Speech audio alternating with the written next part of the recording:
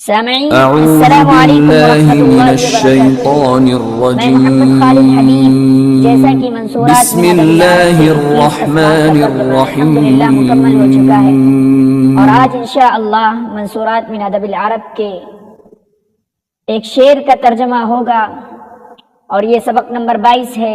الصورۃ والسیرۃ، اخلاق و کردار۔ الصورۃ اخلاق، والسیرۃ کردار۔ الصورۃ والسیرۃ اخلاق و کردار۔ ترى الرجل النحیف فتزدریہ وفی اثوابہ اسد مزیر۔ تم ہلکے پھلکے آدمی کو دیکھتے ہو، فتزدریہ تو اس کو کمتر سمجھتے ہو، وفی اثوابہ اسد مزیر لیکن اس کے کپڑوں میں ایک طاقتور شیر چھپا ہوتا ہے، ایک طاقتور شیر ہوتا ہے، یعنی اس کے اندرون میں حوصلہ مندی، کام کرنے کی صلاحیت چھپی ہوئی ہوتی ہے۔ وَيُعْجِبُكَ الطَّرِيرُ فَتَبْتَلِيهِ فَيُخْلِفُ ظَنَّكَ الرَّجُلُ الطَّرِيرُ، اور موٹا تازہ آدمی، خوشنما آدمی تم کو بھا جاتا ہے، اچھا لگتا ہے، اور موٹا تازہ خوشنما آدمی تم کو بھا جاتا ہے، اچھا لگتا ہے۔ فَتَبْتَلِيهِ پھر تم اس کو آزماتے ہو۔ فَيُخْلِفُ ظَنَّكَ الرَّجُلُ الطَّرِيرُ تو وہ موٹا تازہ آدمی تمہارے گمان کے خلاف نکلتا ہے، تمہاری سوچ کے خلاف ثابت ہوتا ہے، یعنی جیسا تم نے سوچا تھا وہ بالکل اس کے برعکس ثابت ہوتا ہے۔ فَمَا عِظَمُ الرِّجَالِ لَهُمْ بِفَخْرٍ وَلَكِنْ فَخْرُهُمْ كَرَمٌ وَخِيرٌ، آدمیوں کا ڈیل ڈول والا ہونا کوئی فخر کی بات نہیں ہے ان کے لیے، یعنی آدمیوں کے لیے ڈیل ڈول والا ہونا کوئی فخر کی بات نہیں ہے، کوئی اترانے کی بات نہیں ہے۔ وَلَكِنْ فَخْرُهُمْ كَرَمٌ وَخِيرٌ لیکن ان کے فخر کی بات تو یہ ہے کہ ان کے اندر جود و سخاوت ہو، لیکن ان کے فخر کی بات، خوش ہونے کی بات یہ ہے کہ ان کے اندر جود و سخاوت ہو۔ فَمَا عِظَمُ الرِّجَالِ لَهُمْ بِفَخْرٍ تو آدمیوں کے لیے ڈیل ڈول والا ہونا کوئی فخر کی بات نہیں ہے، کوئی خوشی کی بات نہیں ہے۔ وَلَكِنْ فَخْرُهُمْ كَرَمٌ وَخِيرٌ لیکن فخر کی بات یہ ہے ان کے لیے، خوشی کی بات یہ ہے کہ ان کے اندر جود و سخاوت ہو، جود و سخاوت کا جذبہ ہو۔ بغاث الطیر اکثرها فراخا وام الصقر مقلاة النزور، فما عظم الرجال لهم بفخر یعنی لیس عظم الرجال لهم بفخر، فما لیس عظم الرجال لهم بفخر لیکن لوگوں کے لیے فخر کی بات یہ نہیں ہے، ان کا ڈیل ڈول والا ہونے والا نہیں ہے، آدمیوں کا ڈیل ڈول والا ہونا کوئی فخر کی بات ان کے لیے نہیں ہے، کوئی اترانے کی بات نہیں ہے۔ وَلَكِنْ فَخْرُهُمْ كَرَمٌ وَخِيرٌ لیکن ان کے فخر کی بات، خوش ہونے کی بات یہ ہے کہ ان کے اندر جود و سخاوت ہو، جود و سخاوت کو جذبہ ہو۔ بغاث الطیر اکثرها فراخا وام الصقر مقلاة النزور، کمزور پرندے، شکار ہو جانے والے پرندے اپنے چوزوں کے اعتبار سے بہت زیادہ ہوتے ہیں۔ کمزور پرندے، شکار ہو جانے والے پرندے اپنے چوزوں کے اعتبار سے بہت زیادہ ہوتے ہیں۔ وَأُمُّ الصَّقْرِ مِقْلَاةٌ النَّزُورُ اور شکرے کی ماں، اس کے بچے کم پیدا ہوتے ہیں اور جیتے بھی بہت کم ہیں، یعنی اس کے یہاں بچے کی ولادت بھی کم ہوتی ہے اور بچے زندہ بھی کم رہتے ہیں۔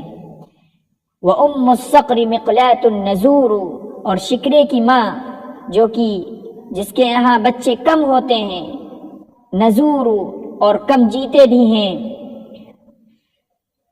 بغاث کی جمع ہے بغس، یعنی بہت کمزور پرندہ، ایسا پرندہ جو آسانی سے شکار کر لیا جائے، جو خود شکار بن جائے، جو خود شکار بن جاتا ہو اس کو بغاث کہتے ہیں۔ بغاث الطیر بہت کمزور پرندہ۔ فراخن کی جمع ہے فرخ، چوزے۔ صقر سقور شکرا، مقلات کہتے ہیں، مقلاۃ ایسی عورت کو جو کم بچے جنتی ہو، جس کے بچے کم ہوتے ہوں، اور نزور اصلاً وہ خاتون جو بچے بھی کم جنتی ہو اور دودھ بھی اس کے کم ہوتا ہو، اس کو کہتے ہیں نزور۔ مقلاۃ کہتے ہیں جو کم بچے جننے والی ہو، نزور وہ خاتون جو بہت کم بچے جنتی ہو اور دودھ بھی اس کے کم ہوتا ہو۔ یہاں مراد ہے شکرے کی ماں، اس کے بچے بھی بہت کم ہوتے ہیں اور جیتے بھی بہت کم ہیں، یعنی ان کے ہاں نسلیں نہیں چلتی ہیں لیکن کم ہوتے ہیں، طاقتور ہوتے ہیں۔ اس سے پتہ چلا کہ زیادہ ہونا اور کمزور ہونا یہ قابل قبول نہیں ہے، لیکن کم ہونا، طاقتور ہونا یہ زیادہ مفید ہے۔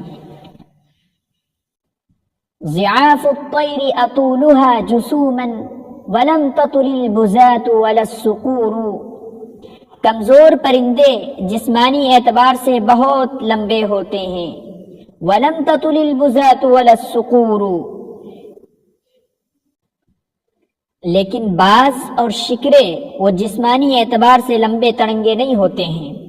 ضعاف الطیر اطولها جسوما، کمزور پرندے، اطول اپنے جسم کے اعتبار سے، جسمانی اعتبار سے بہت لمبے ہوتے ہیں، ولم تطل البزاة ولا الصقور، لیکن باز اور شکرا پرندہ وہ جسمانی اعتبار سے لمبا نہیں ہوتا ہے، باز اور شکرے جسمانی اعتبار سے لمبے تڑنگے نہیں ہوتے ہیں، یعنی کمزور پرندے بہت ہوتے ہیں، بہت لمبے تڑنگے ہوتے ہیں، لیکن ان سے کوئی مقصد حاصل نہیں، اور یہ جسمانی اعتبار سے لمبے نہیں ہوتے ہیں لیکن ان سے مقصد اور ان کا مقصد ہوتا ہے۔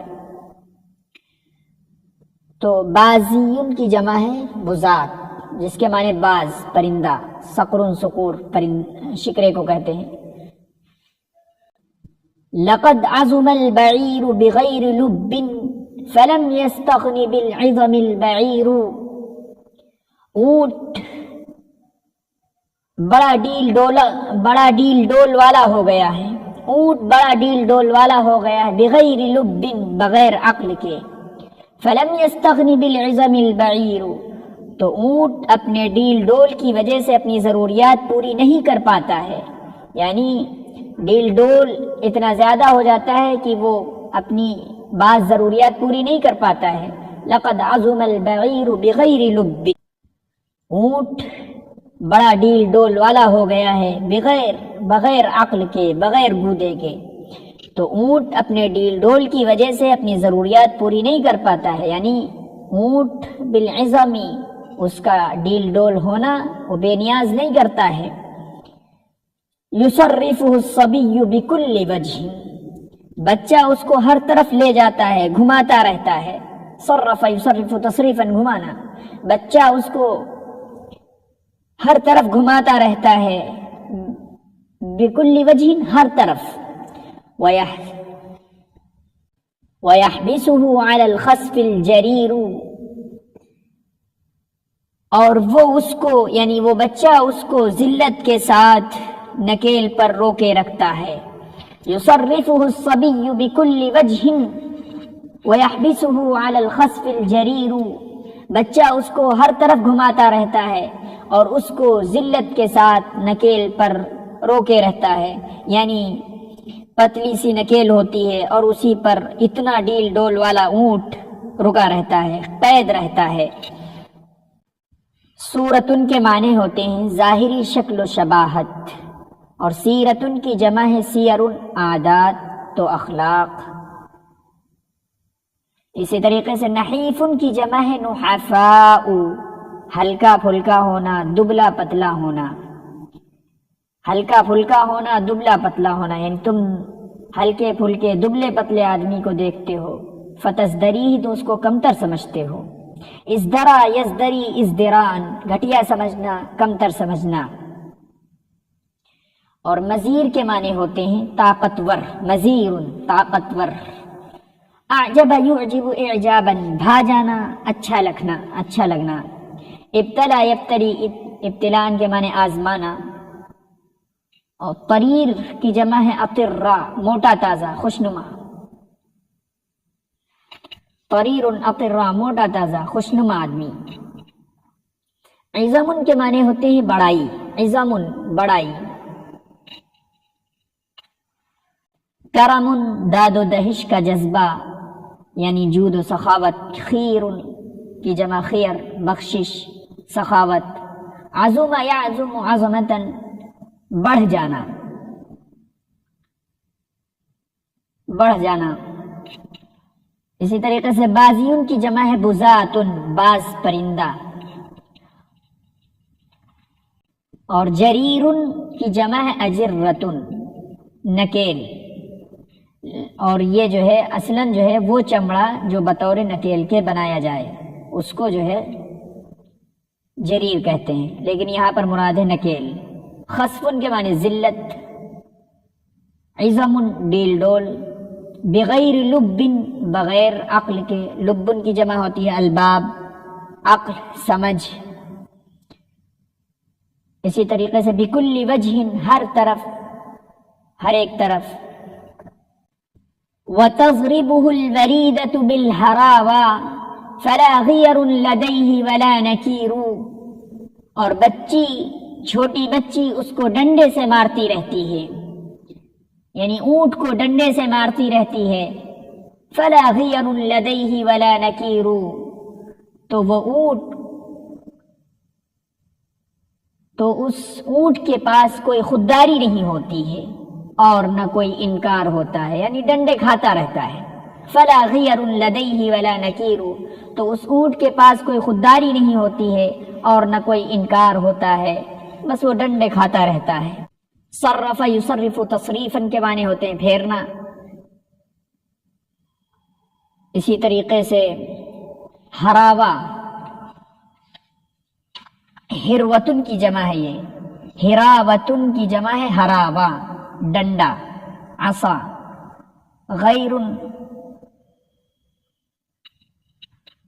غیرتن کی جمع ہے غیرن، غیرت خودداری، غیرتن کی جمع ہے غیرن، غیرت خودداری، یعنی وہ بچی، وہ چھوٹی بچی اس کو مارتی رہتی ہے ڈنڈے سے، تو اس اونٹ کے پاس کوئی انکار اور کوئی خودداری نہیں ہوتی ہے۔